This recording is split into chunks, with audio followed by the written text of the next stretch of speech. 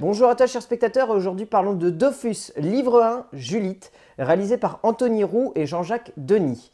L'histoire, alors si on veut faire simple, nous sommes dans la cité de Bonta et Joris c'est un petit être qui vit des jours très heureux, mais qui un jour, suite à la réapparition de Julite, une ancienne sorcière qui a plongé il y a 10 ans la cité Bonta dans de sombres heures, va refaire surface donc et Joris va devoir faire face à un destin qui le dépasse et qui le lie donc à l'origine de ces sombres heures. C'est ultra compliqué, très sérieusement, de résumer ce film. Mais pour autant, Dofus est un excellent long métrage. C'est un très joli film. C'est un film qui est divertissant, c'est un film qui est intelligent, c'est un film qui raconte plein de choses. C'est un film qui est compliqué à résumer, mais lorsqu'on est face au long métrage, c'est confondant de simplicité et ça fonctionne extrêmement bien.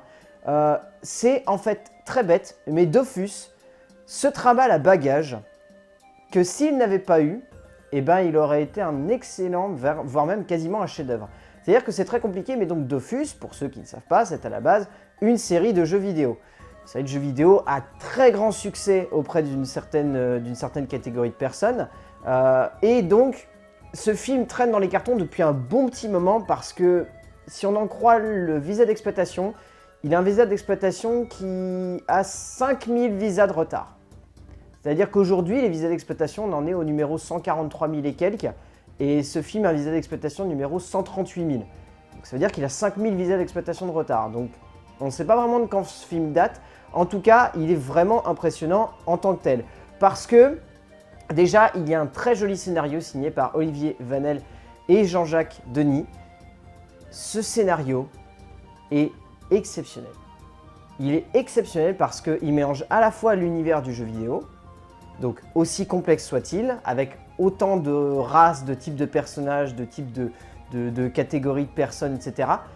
Mais il est clair et limpide. C'est-à-dire que tous les petits trucs qui font partie de l'univers, tous les petits éléments qui font qu'on va trouver cet univers, on va dire, original, ou en tout cas inventif, ce sont des éléments qui sont reliés à notre culture. Donc, résultat, ce ne sont pas des trucs qui sont complètement en décalage avec nos éléments de tous les jours. C'est simplement quelque chose qui voit ces éléments-là de manière différente. Et donc, résultat, nous, en tant que spectateurs, on se sent relié à ça tout de même. On trouve ça vachement intéressant. Et c'est hallucinant le nombre de petits points de détail qu'il y a comme ça. Mais là où le film est vraiment, et alors extrêmement bien écrit, c'est dans ses personnages. Tous les personnages de ce film sont écrits avec une justesse, une finesse, une tendresse et une inventivité absolument décapantes. Ça prend à la fois des codes de cinéma, mais en même temps ça arrive à les adapter à l'univers du jeu, ça arrive à les adapter à l'univers du cinéma, ça arrive à rendre ça assez étrange parce qu'il y a des éléments de films pour enfants et il y a des éléments de films pour adultes. C'est ultra dense et pourtant c'est confondant de simplicité. Enfin c'est dingue, mais le scénario de ce film est juste abasourdissant. Après, il a peut-être des gros points noirs dans le sens où il y a des éléments qu'on n'arrive pas forcément tout de suite à comprendre, où il y a peut-être des instants où on a la sensation d'être un peu perdu, où il y a des petits moments de flottement aussi. Il faut le reconnaître, il y a des petits moments de flottement malheureusement, mais dans l'ensemble, le scénario reste vraiment équilibré. Mais là où le film est hallucinant, c'est dans sa mise en scène. Parce que le choix du graphisme fait par Anthony Roux et Jean-Jacques Denis est ultra bien foutu. Dans le sens où, aujourd'hui, il y a beaucoup de graphistes qui cherchent dans leur long métrage à combiner de la 2D et de la 3D. Et il y en a qui le font avec beaucoup de talent, comme Miyazaki par exemple, et il y en a qui le font avec beaucoup moins de talent, et ça donne des films qui sont un peu perturbants, et quand ils sont que en 3D, ça donne les Chevaliers du Zodiaque, et c'est très beau techniquement, mais ça semble peu vivant. Là, l'intérêt, c'est que Roux et Denis sont totalement ou presque en 2D, et jouent vachement sur les profondeurs de calque. Ce qui font qu'on a des dessins qui sont ultra travaillés. On a une finesse du détail dans chaque décor, dans chaque mouvement, dans chaque manière de concevoir le développement et les mouvements des personnages qui est extrêmement délicat. Il y a un travail de dessin, enfin, ça fait presque tout le long métrage tellement c'est beau. C'est vraiment beau. On se sent vraiment totalement happé par les graphismes et par l'esthétisme du film. Et au-delà de ça, il y a des très jolies idées de plans. Enfin, les séquences de baston sont extrêmement bien réalisé. Je répète beaucoup le mot extrêmement, mais c'est parce que c'est vraiment une surprise ce film, parce qu'on ne s'attendait pas à ce qu'un long métrage adapté d'un jeu comme Dofus puisse donner lieu à un long métrage aussi intelligent et aussi inventif. Et là, pour le coup, ça marche totalement. Et donc, dans cette idée-là, le graphisme est vraiment poussé dans son paroxysme le plus impressionnant.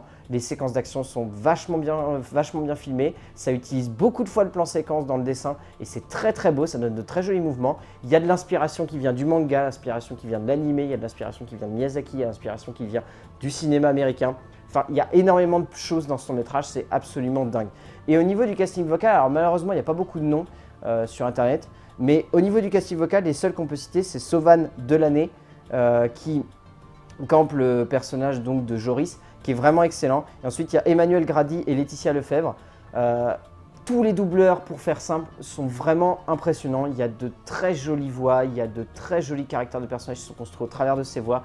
Et c'est vraiment impressionnant de voir ça dans un film dont on n'attendait finalement pas grand-chose. Parce que Dofus Livre 1, Juliette, c'était un film qu'on n'attendait pas du tout. C'est un film qui est adapté d'un jeu, c'est un film à licence, entre guillemets. Donc, on se demande vraiment ce que ça pouvait donner et c'est vraiment très très bien. Enfin, franchement, c'est beau, c'est très intelligemment écrit, c'est extrêmement bien réalisé, c'est inventif au niveau du dessin, ça reprend des vieilles techniques et des techniques modernes et en plus, ça a d'excellents doublages. Donc, si vous avez l'occasion de voir Dofus, livre 1, Juliette, réalisé par Anthony Roux et Jean-Jacques Denis, allez-y, c'est un excellent film et c'est très très beau à voir, sérieusement. A plus!